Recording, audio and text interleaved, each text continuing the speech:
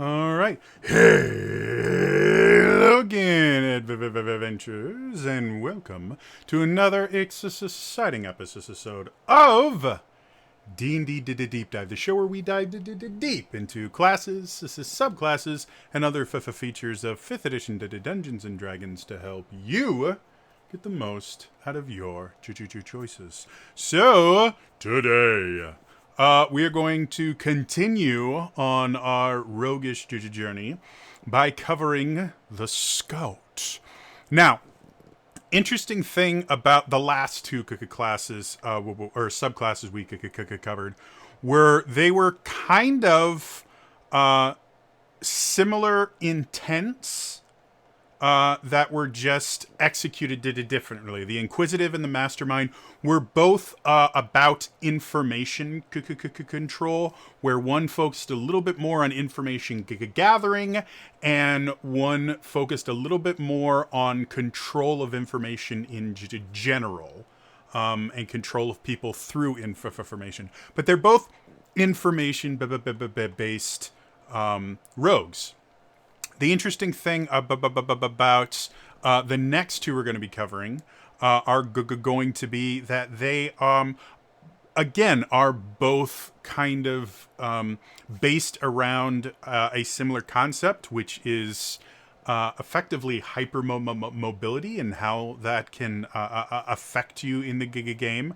But they go about it in very, very different ways. The other thing that's I find kind of interesting about this is, again, the Scout is new in Xanathar's Guide to Everything, whereas the Swashbuckler is a reprint from a subclass that was found in the Sword Coast Adventures Guide. Effectively, I think just about everything that was, every class option that was printed in the Sword Coast Adventures Guide has been reprinted somewhere. I'd have to double check to be 100% certain, but the Sword Coast Adventures Guide, Wizards of the Coast, has really done their best to kind of make it purely a lore book, and not really have players ever really need it for players' options, which I find interesting, to say the least, because it was polarizing when it came out. Let's put it that way. But anyway, let's go back to the Scout and see how they deal with the idea of mobility in general. First things first, just like every single one of these I do, really brief refresher on 5th edition class design. Every single class should play very, very differently right from the beginning. And to do that, they have these things that we call defining features. And those defining features need to show up within the first two levels. Now, one thing I've been forgetting in my past two rogue of videos is expertise is a level 1 rogue ability. Expertise allows them to choose a couple skills or their proficiency with thieves' tools, and whichever ones they choose, they can add double their proficiency bonuses. One of the things that makes the rogue just that shy of being broken, because as they get to higher levels, they very rarely, if ever, fail skills checks. It doesn't happen.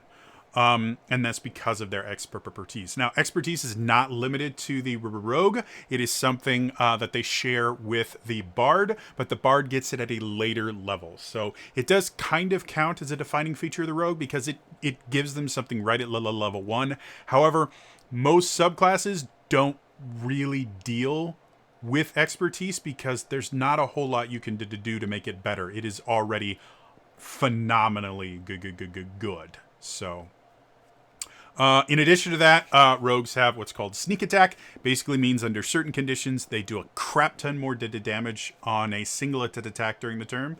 And then the final thing that they get is called cunning action, which is effectively additional uses for their bonus action. The base cunning action lets them dash, disengage, or hide as a bonus action instead of an action, meaning rogues are already a little bit hyper-mobile because they can move using their movement and then basically double that by using their bonus action to move as well. So, There is one other thing they get at second level called the Thieves' Cant, which I think is the coolest of the thing, but none of the subclasses ever to touch it. Nothing else in the Rogue base class ever to touches it. It is simply a language that is uniquely rogues. Only rogues can understand Thieves' Cant. Only rogues can quote unquote speak Thieves' Cant. And only rogues can quote unquote read the Thieves' Cants. So it's cool. However, it is something that just happens at level 2 and then is never touched on again. So again, I don't generally define that as a quote-unquote defining feature, simply because it's just something that they give and then never reference ever again. And a lot of people never use it, which I think is really, really bad, because it's awesome. So yeah. Let's dive into the Scouts.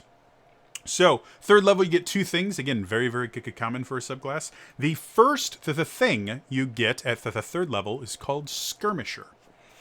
You can move up to half your speed as a reaction when an enemy ends its turn within 5 feet of you. This movement doesn't provoke opportunity attacks. So, when someone reads this, one of their first reactions to this is, well, that seems kind of dumb. They get to do their entire turn. They can make all their attacks and everything, and then after they're done, you're like, oh, I can move a little bit. And if you look at it that way, it's not that useful against the target that is triggering it.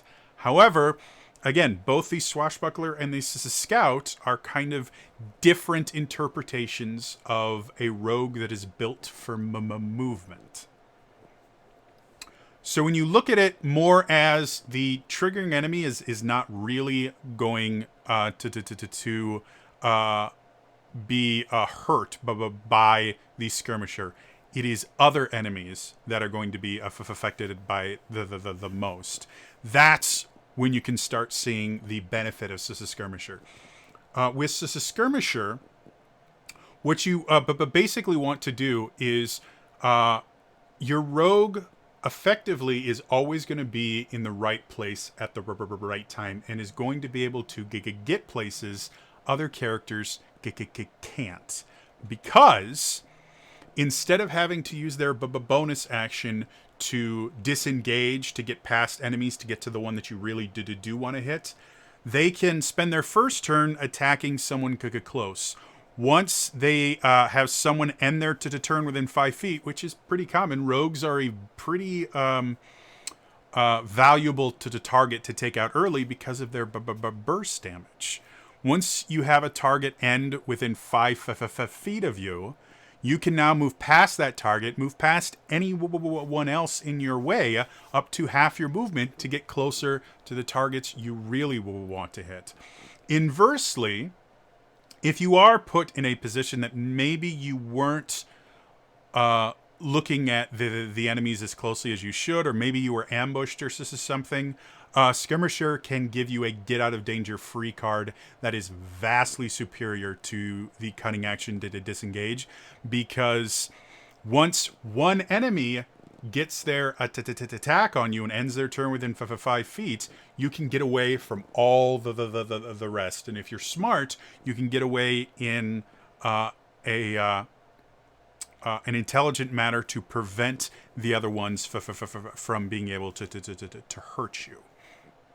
So Skirmisher can be used offensively. However, I see Skirmisher being more valuable as an offensive maneuver, where you can effectively trick your enemies into attacking you, getting into a place that makes it harder for them to follow you, and then just run straight past them to get to the one you really want. This can turn your rogue into a really, really effective decoy. Especially as you start gaining higher levels and start getting other cool things you can do. Next up, at the third level, you get Survivalist. You gain proficiency in the nature and survivor skills if you don't already have it, and your proficiency bonus is doubled for any ability check you make that uses either of those proficiencies. So effectively, this is kind of a modification or an add-on to expertise. One of the reasons I mentioned I kept forgetting expertise, and I think in one of the earlier videos I specifically said they didn't get it until 6th. No, that's what it improves. They get it for the first level.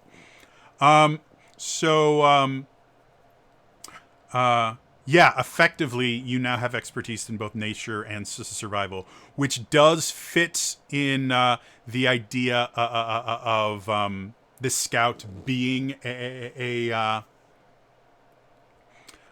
scout being a scout. Literally that in the little description of it, they specifically say rogues who embrace this archetype are at home in the wilderness and among barbarians and rangers, and many scouts serve as the eyes and ears of war bands. So yeah, it is designed to be that kind of front line, go behind enemy lines. We talked about that a little bit with the Inquisitive because of just how some of their things like eye for detail help them out. Scout is going to be a little bit more focused on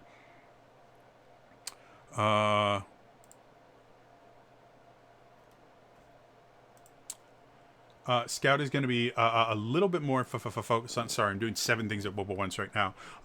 Focused on just actual scouting and going out and finding their way in the forest, foraging, the things like that, and that's what those are good for. Both nature and survival can be used for a fair amount of things, but they're not really going to be as useful if you're scouting an enemy base or something like that. So. At the 9th level, you get superior mobility. Your walking speed increases by 10 feet, and if you have a climbing or swimming speed, this increase applies to that speed as well. So this basically kind of reinforces that Skirmisher ability. Again, you only get to move half your speed with Skirmisher. Well, now with superior mobility, you've just increased half your speed by an additional 5 feet. So again, when you're really leaning heavily into Skirmisher and using that to position yourself in the exact right place every single time, you're going to be able to do a lot more. And again, because that's your reaction, and a lot of times players don't get to use their reaction unless for some odd reason they get an opportunity attack, you are able to get more actions out of your turn and out of your character than other players because you're using your reaction on a fairly regular basis. It's one of the reasons why, in general, a scout rogue is going to benefit the most from being a melee rogue rather than a ranged rogue, because to get that skirmisher to be able to use it, you need to be in the thick of things. But that extra bit of mobility and that ability to kind of run away from enemies can be devastatingly useful.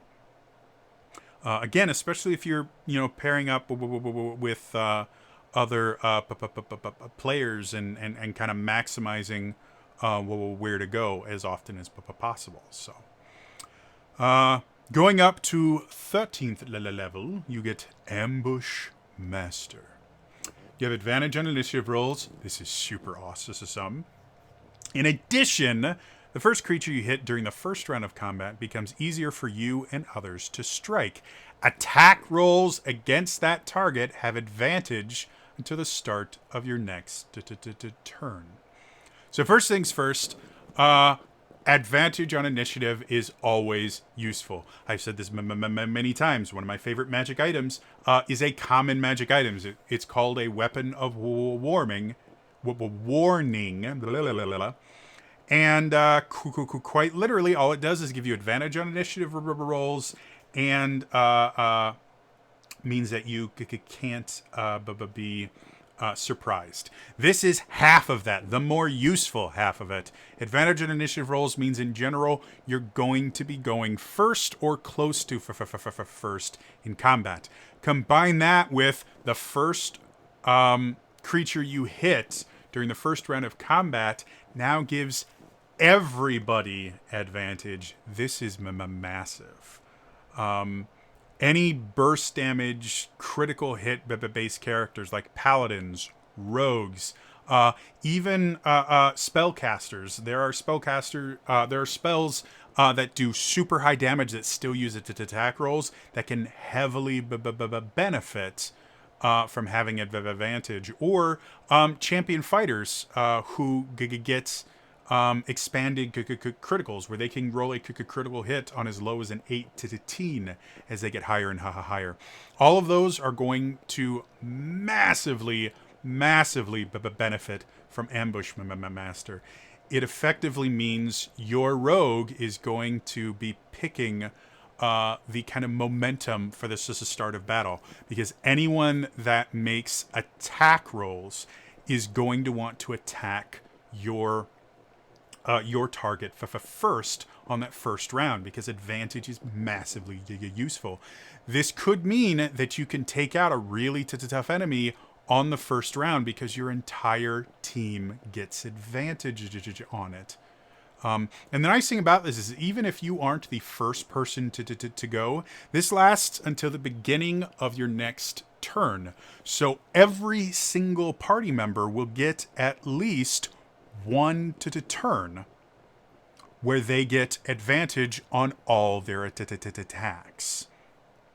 The other thing that can be extremely useful in this particular situation is having a battle master fighter that can give attacks to other players. Specifically, a rogue that gets sneak attack when they get when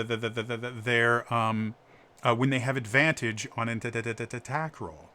Again, this can just be massively useful. Any character that can give an attack to another one so they can use the reaction to get more damage is going to do really well. I cannot say how awesome this is and how much of a game changer it is for this as a scout. This changes the scout from kind of an interesting and useful character that's hypermobile due to their reaction to the guy that gets to choose how the beginning, generally round or two of combat, is going to go. They become a de facto leader on the battlefield, which I just think is really cool.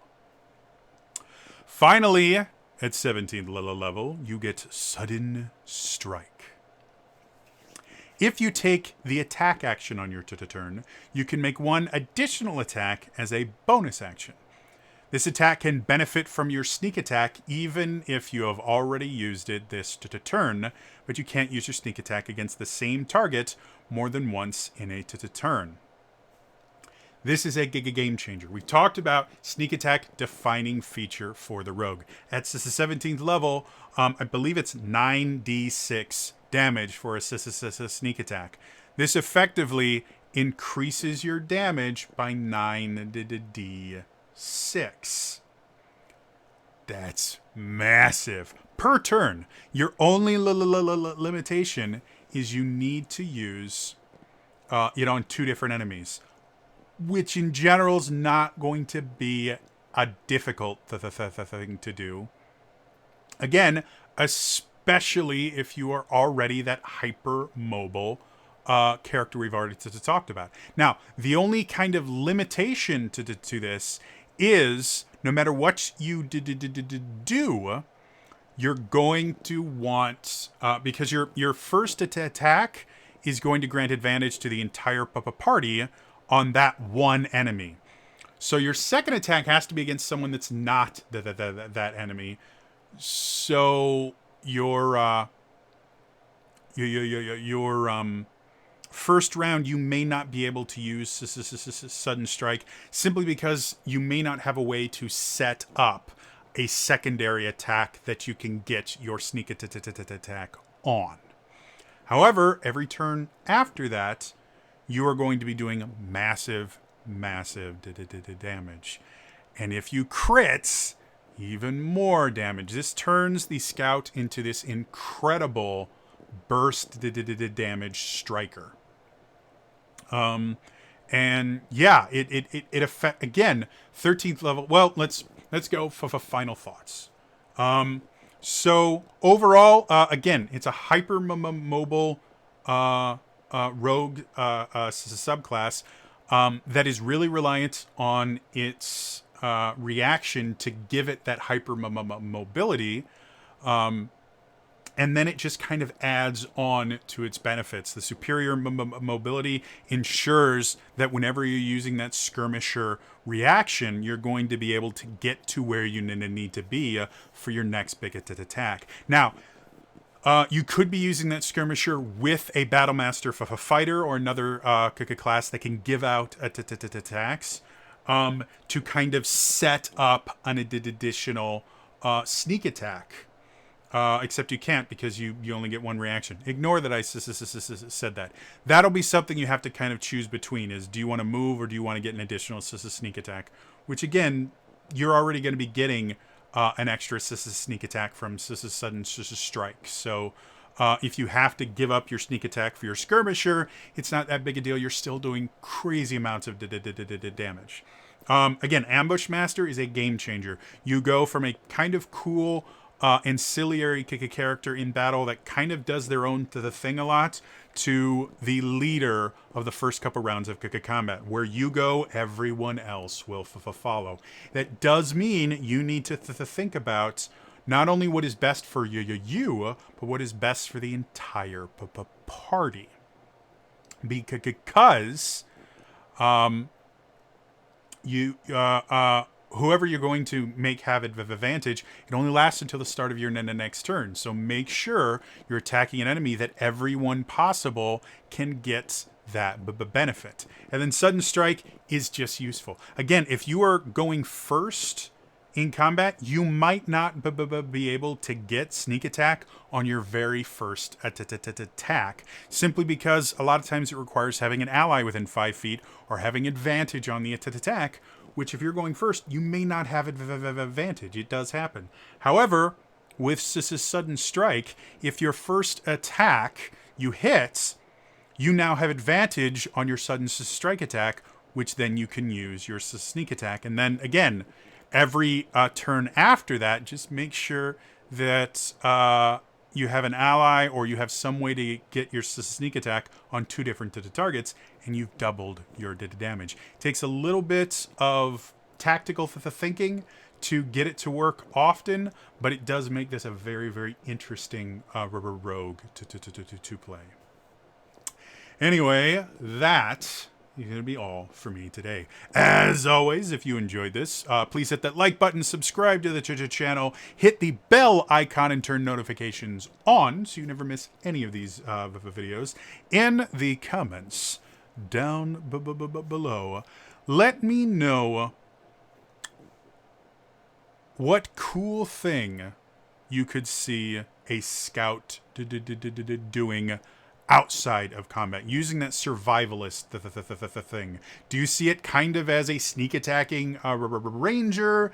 Do you see it more like kind of a wilderness-based ninja? You know, what are you thinking as far as the survivalist aspect of the scout? Because we really don't focus on that much, so I'd be interested to hear in the comments below what you guys think of that. Otherwise, again, that's all for me today, and I will see you guys next time. All right? Bye-bye.